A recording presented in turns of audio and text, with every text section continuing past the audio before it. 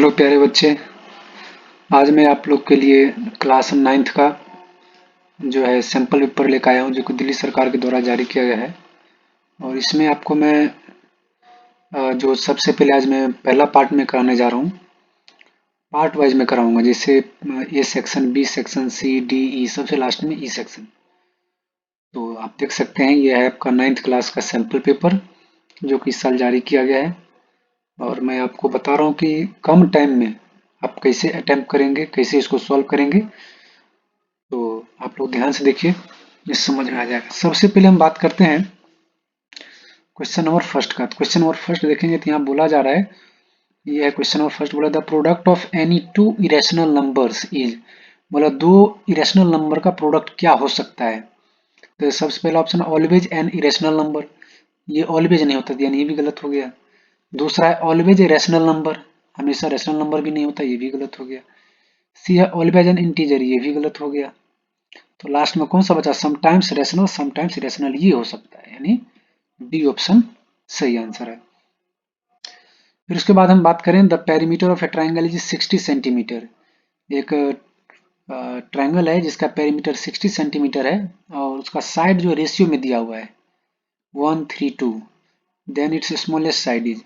देखो इसको सॉल्व करने की जरूरत नहीं है। सबसे पहले आपको पूछा है कि स्मॉलेस्ट साइड, तो सबसे स्मॉलेस्ट साइड क्या है, यहाँ पे 1 है, तो 1 ऊपर में रखेंगे। सबका सम 1 + 3 4 और 4 + 2 6 और मल्टीप्लाई जो पेरीमीटर दिया यानी 60, तो 6 10 जा 60, आपका आंसर हो जाएगा 10 सेंटीमीटर। तो जो सबसे छोटा साइड होगा वो होगा 10 सेंटीमीटर, यानी क्या होगा, सी ऑप्शन होगा। फिर उसके बाद हम बात करते हैं क्वेश्चन नंबर 3 का। बोला कि if point 20 is a solution of linear equation this, then the value of k. बोला कि ये इसका सॉल्यूशन है। तो हमेशा याद रखिएगा जो पहला पॉइंट होता है वो x होता है, दूसरा पॉइंट हमेशा y होता है। तो बस ये दोनों पॉइंट x और y की जगह पुट कर देंगे, अपने आप x की वैल्यू आ जाएगी, सॉरी k की वैल्यू। तो पुट कर देते हैं, तो 2 × x की जगह 2 पुट करेंगे, प्लस 3 × y की जगह 0 पुट करेंगे, इक्वल्स टू k। ये पूरा पार्ट तो 0 हो जाएगा क्योंकि 0 से मल्टीप्लाई हो रहा है, तो 2 2 जा 4, यानी k की वैल्यू क्या होगा, 4 होगा। तो 4 देखते हैं, डी ऑप्शन है। तो इस प्रकार से हम बहुत कम टाइम में इसको करना है। अब हम बात करते हैं क्वेश्चन नंबर 4 का। क्वेश्चन नंबर 4 आप देखेंगे, ये डायग्राम दिया हुआ है और एंगल BAO, तो BAO ये पूरा एंगल आपको दिया है 60 डिग्री, ये पूरा एंगल 60 डिग्री दिया है। देखेंगे ये भी रेडियस है, ये भी रेडियस है। अगर ये 60 तो ये भी 60 होगा, क्योंकि आइसोसेलेस ट्रायंगल का दोनों एंगल बराबर होता है। अब एंगल सम प्रॉपर्टी से ये भी कितना होगा, 60 हो जाएगा। यानी कहने का मतलब मोटा मोटी इक्विलैटरल ट्रायंगल है, तो हमें ये वाला एंगल पहले फाइंड कर लो। तो एक्सटीरियर एंगल प्रॉपर्टी से कितना हो जाएगा, 120 डिग्री हो जाएगा, 120 डिग्री हो गया। अब आप देखेंगे कि इस आर्क के द्वारा सेंटर पे एंगल 120 डिग्री बना रहा है, और इसी आर्क के द्वारा ये एंगल कितना हो जाएगा, इसका हाफ होता है। अगर आपको थ्योरम याद होगा तो मैंने बताया कि जो सेंटर पे एंगल बनता है तो सर्कल वाला एंगल हमेशा उसका आधा होता है, ये हो जाएगा 60 डिग्री। तो इस प्रकार से ये ऑप्शन सी होगा। फिर उसके बाद हम बात करते हैं क्वेश्चन नंबर 5 का। तो इसमें बोला गया है कि जो बेस डायमीटर दिया हुआ है, डायमीटर दिया 10.5 और हाइट दिया है 10 सेंटीमीटर, ये कौन है, और उसका जो है कर्व सरफेस एरिया निकालना है। तो कर्व सरफेस एरिया आपको पता है, फॉर्मूला होता है πr/l होता है। तो इस प्रकार से 22/7, और रेडियस कितना होगा, तो ये डायमीटर दिया हुआ, ध्यान से मिस नहीं करना है आपको।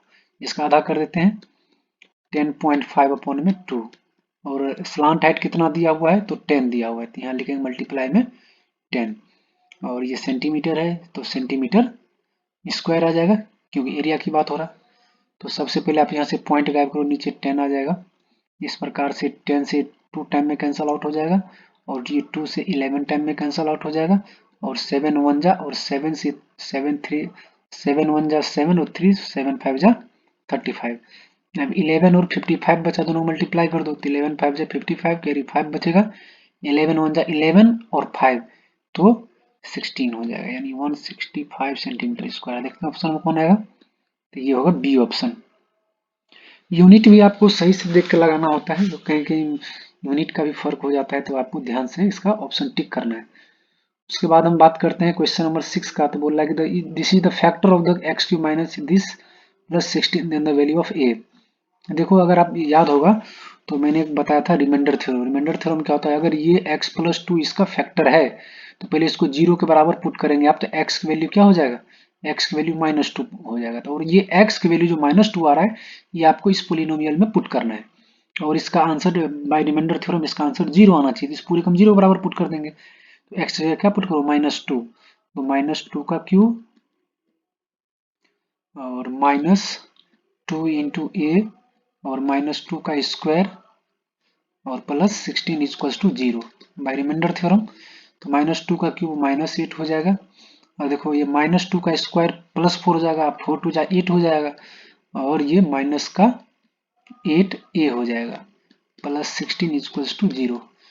अब देखो जरा, माइनस का 8 और प्लस का 16 दोनों लाइक टर्म है, तो प्लस का 16 बचेगा, तो इधर बचेगा माइनस का 8a, और ये जो प्लस का 16 सॉरी प्लस का 8 आया था, इसको इधर ले तो माइनस का 8 हो जाएगा, और माइनस से माइनस कैंसिल, ए की वैल्यू क्या हो जाएगी, 1 हो जाएगा।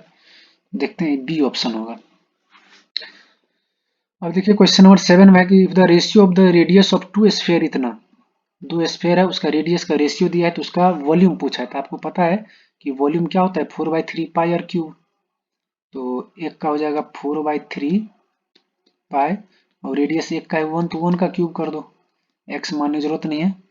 फिर है 4/3 पाई, दूसरे का है 4 का क्यूब, तो ये 4/3 से 4/3 कैंसिल, पाई से पाई कैंसिल, फाइनली आपके पास 1 का क्यूब 1, और 4 का जो क्यूब होता है वो 64 होता है, यानी 1:64, यानी डी ऑप्शन हो जाएगा।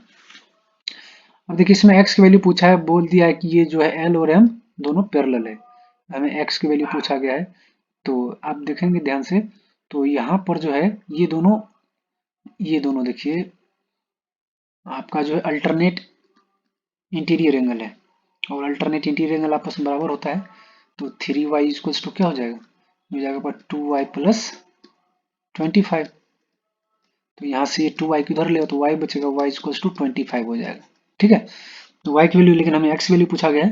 तो आप देखो ये दोनों वर्टिकली अपोजिट एंगल है, ये दोनों वर्टिकली अपोजिट एंगल है, तो दोनों बराबर होगा, तो यानी x + 15 जो होगा, x + 15 डिग्री जो होगा वो इसके बराबर होगा, तो y की वैल्यू इसमें पुट कर दो। y की वैल्यू कितना आया है 25, तो 25 जब इसमें पुट करेंगे तो ये हो जाएगा आपका 50 या 25, 75 डिग्री हो जाएगा, तो यहाँ पे लिखेंगे इक्वल्स टू 75, और ये 75 जाकर माइनस हो जाएगा उधर, तो ये हो जाएगा आपका 15 माइनस होने के बाद ये 60 बचेगा, यानी x की वैल्यू 60 डिग्री।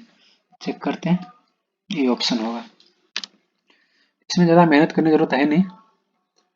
अब देखिए ये है बहुत आसान क्वेश्चन है, 9 नंबर बोला है, जो given below is a map of giving the position of 4 housing societies and roads connecting them in a township. ये जो है 4 रोड दिया हुआ है, और ये बिल्कुल सर्कुलर शेप में दिख रहे हैं चारों, जो सोसाइटी है 1 2 3 4। बोला what will be the measure of the sum of angles formed by the straight road of society 1 and 3।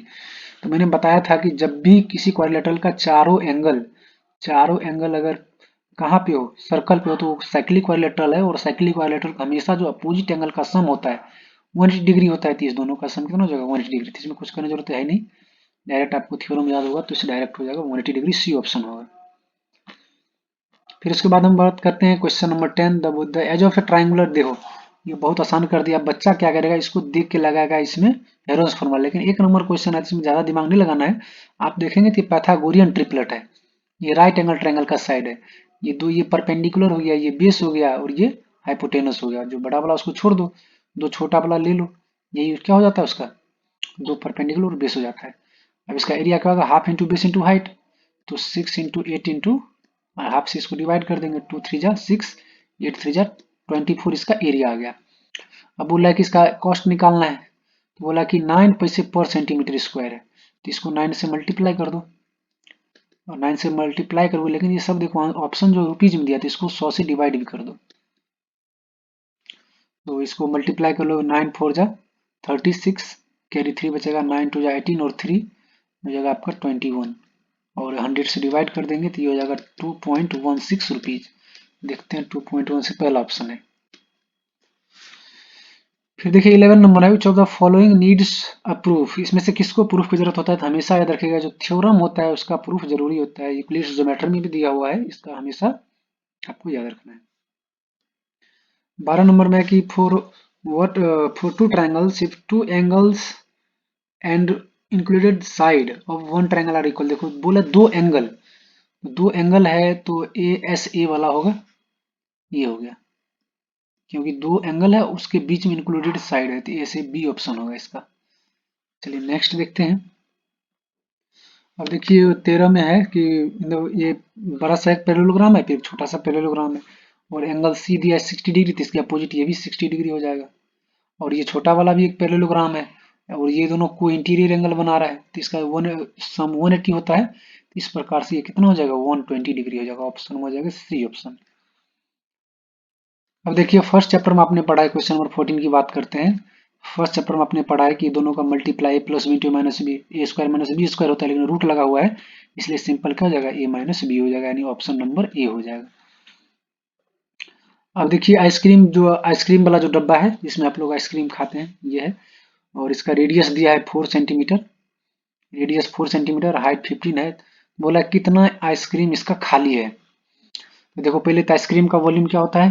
Pi are square H. तो और ये आंसर पाई में है तो पाई की वैल्यू पाई रहने दो, और रेडियस है 4 × 4 और हाइट है आपका 15, ठीक है। और 1/4 खाली है तो 1/4 से इसको क्या कर दो? मल्टीप्लाई। तो एक 4 से एक 4 कैंसिल हो जाएगा, 15 4 जा 60 पाई हो जाएगा आंसर। एक मिनट, यहाँ बोल रहा है the radius of the cone इतना एंड हाइट इतना एंड आइसक्रीम सेलर कीप्स इतना एम्प्टी, तो what is the volume of the empty part of the cone? Pi और हाँ 1/3 भी तो होता है इसका, 1/3 लगाना भूल गया मैं। 1/3 होता है तो 3 से 3 5 जा 15। तब देखिए ये 4 भी कैंसिल है, ये 15 कैंसिल 5 हो गया, तो इस प्रकार से ये 5 4 जा 20, 20 से पाई को मल्टीप्लाई करेंगे 20 पाई हो जाएगा, डी ऑप्शन आंसर होगा। उसके बाद हम बात करते हैं 16 का। बोला if linear equation this then it solution. अब देखो सिंपल बोला है कि किसका सॉल्यूशन हो सकता है, तो आप क्या करो, सबसे पहले 0 0 तो मैक्सिमम में आपको सेटिस्फाई कर जाएगा, मेन है ये दोनों पुट करके चेक कर लो किसमें सेटिस्फाई कर रहा है। तो आप इसमें जब पुट करोगे तो ये भी सेटिस्फाई नहीं करेगा। जैसे देख लो -2 एक्स की जगह पुट करेंगे तो ये +4 हो जाएगा, सॉरी +2 हो जाएगा। या उसके बाद ये 2 पुट करेंगे वाई की जगह, तो 2 +2 तो ये 4 हो जाएगा, लेकिन ये बोल रहा है 0 तो ये नहीं होगा। सिमिलरली ये भी नहीं होगा, ये वाला हो जाएगा बी ऑप्शन। आप इसमें ये तीनों वैल्यू पुट करके देखो, आंसर आ जाएगा आपका, तीनों मैच कर जाएगा। चलिए अब 17 देखते हैं। 17 में बोला गया है which of the following is not the graphical representation of the statistical data। इसमें ग्राफिकल रिप्रेजेंटेशन किसके लिए जरूरत नहीं होता है? तो आपको मैंने क्लास में बताया है कि इसके लिए बार ग्राफ की जरूरत होता है, ग्राफ का इसके लिए भी और इसके लिए भी, लेकिन टेली मार्क्स के लिए ग्राफ की जरूरत नहीं है, यानी ये वाला डेटा हो जाएगा। फिर है the side of A triangular flower bed. देखो ये कोई ट्रायंगुलर बेड है, उसका साइड दिया है, तो बोल रहा है कि the area of the flower, इसका एरिया फाइंड करना है। तो अब सिंपल इसमें जो है सबसे पहले एस निकालो, तीन लोग प्लस करके 8 5 13 और 11, तो ये आपका हो जाएगा 24। 24 को 2 से डिवाइड कर दो तो 12 हो जाएगा, तो एरिया डायरेक्ट इसमें से पुट कर लो आप। तो 12 गुने, अब 12 में से 5 माइनस करो 7, फिर 12 में से 8 माइनस करो 4, फिर 12 में से 11 माइनस करो 1। अब इस प्रकार से देखेंगे आप, तो इसमें से आपका जो है 12 का एक 4 का पेयर लग जाएगा, तो और 7 का पेयर लगेगा नहीं, तो इसमें से जो है 12 को हम लिख सकते हैं क्या, √4 × 3, और 7 को 7 रहने दो ×4। अब पेयर देखो 4 का 4 के साथ पेयर लग गया, 4 बाहर आ जाएगा और 7 या 21 यानी 21 अंदर ही रहेगा, तो 4√21 मीटर स्क्वायर यानी ये ऑप्शन होगा। फिर हम 19 की बात करते हैं। तो 19 में दिया है कि पैरेलल लाइंस आर दो जो विच नेवर इंटरसेक्ट, बिल्कुल सही है। मान चलो ये पैरेलल लाइन थी, दूसरे का इंटरसेक्ट कभी नहीं करेगा, तो यानी असर्शन भी सही है। फिर रीजन में है कि parallel lines can be two और मोर टू लाइंस, तो ठीक बात है, पैरेलल लाइंस ये भी हो सकता है, कितना भी खींचो तो सब पैरेलल ही पैरेलल लाइंस है, दो भी हो सकता है, दो से ज्यादा भी हो सकता है। तब अब देखो, लेकिन एक बात है, जो असर्शन है उसका ये करेक्ट एक्सप्लेनेशन नहीं है। असर्शन कुछ और बोल रहा है और ये कुछ और है, लेकिन दोनों सही है। तो इसमें से ऑप्शन ढूंढना होगा ABCD में से। तो ये है both assertion and reason are correct and reason is, नहीं, बी ऑप्शन होगा, both assertion and reason are correct but reason is not explanation of assertion, यानी बी ऑप्शन हो जाएगा ये। फिर 20 की बात करते हैं हम लोग। तो 20 में देखेंगे, बोला कि असर्शन रीजन दिया है degree of non zero constant polynomial is zero, बिल्कुल सही है। और दूसरा है रीजन की polynomial having two terms is called binomial, ये भी सही है। लेकिन ये इसका करेक्ट एक्सप्लेनेशन नहीं कर रहा है, जो रीजन है वो असर्शन के बारे में अच्छे से नहीं बता रहे, या कंप्लीटली उसके बारे में नहीं बता रहे। तो ये भी हो जाएगा both assertion and reason are correct and reason is not the correct explanation for assertion, यानी इस प्रकार से इसका बी ऑप्शन हो जाएगा।